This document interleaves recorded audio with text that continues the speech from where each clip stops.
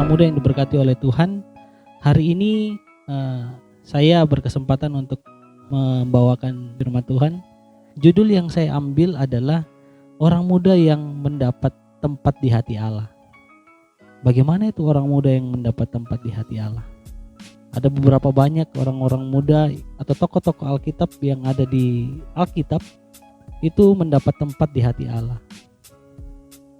Nah, di dalam Alkitab ada banyak ayat yang menyinggung tentang keberadaan orang muda.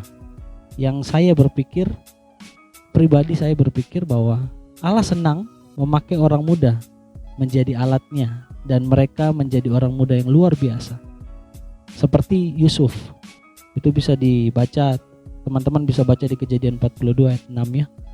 Di situ Yusuf menjadi perdana menteri di Mesir. Lalu contoh yang kedua Saul, itu bisa dibaca di 1 Samuel 9.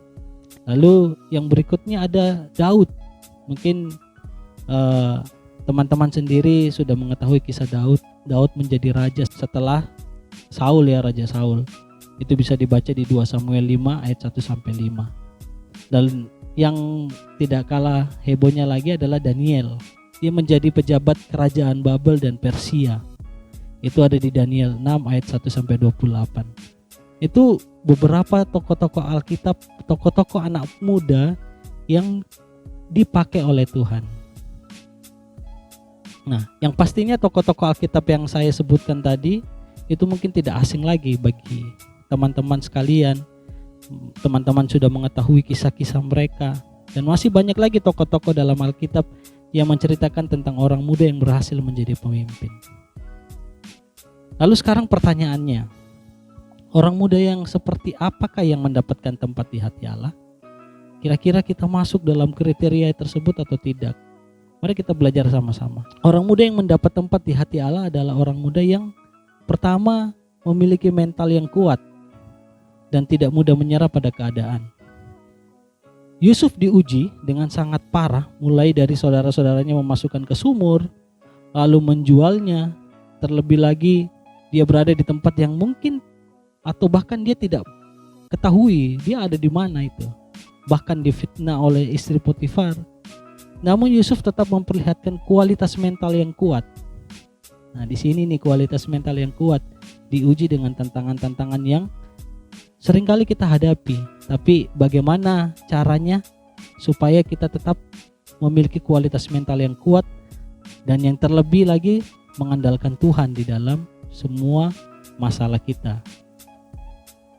Mari orang muda, jangan menyerah dengan keadaanmu. Tetap menjadi pribadi yang kuat dan mengandalkan Tuhan, maka kita akan melihat rencana Tuhan yang besar atas hidup kita. Yang kedua, orang muda yang mendapat tempat di hati Allah adalah orang muda yang memegang prinsip. Banyak orang muda saat ini mudah sekali dikendalikan dengan pergaulan yang tidak baik, apalagi di zaman sekarang ya.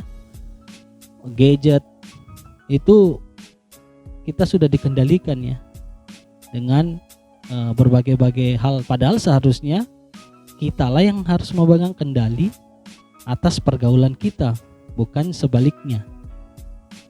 Banyak orang sekarang justru dikendalikan oleh pergaulan, padahal kita yang harus mengendalikan pergaulan itu.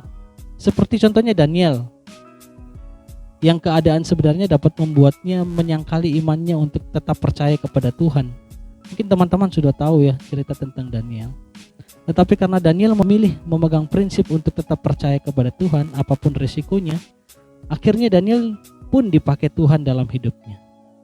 Jadi luar biasa Daniel ya. Orang-orang muda Bala Keselamatan, mari kita terus menjadi orang-orang muda yang mendapat tempat di hati Allah, dengan memiliki mental yang kuat dan tidak mudah menyerah, serta memegang prinsip. Dua hal ini menurut saya sangat penting untuk kita punyai sebagai orang muda. Resiko apapun itu tidak akan ada yang dapat memisahkan kita dari kasih Tuhan. Teruslah kuat dalam Tuhan. Amin. Ada satu ayat yang keren menurut saya. Ada di Amsal 20 ayat 29.